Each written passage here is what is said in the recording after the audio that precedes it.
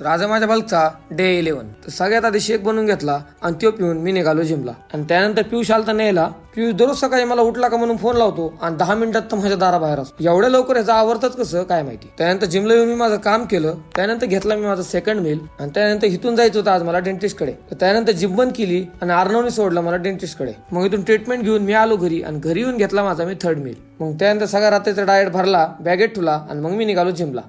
जिमवर आल्याच पाऊस चालू झाला.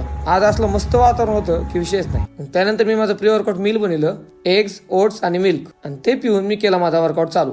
आज ट्रेन करणार होतो मी लेग्स. तर स्टार्टिंगला मी घेतले स्क्वॉट्स, ह्याचे घेतले मी 6 सेट्स. त्यानंतर लेग प्रेस 4 सेट्स आणि त्याच्यानंतर हॅमस्ट्रिंग 4 सेट्स. आणि त्याच्यानंतर लेगची कंडिशन बघा.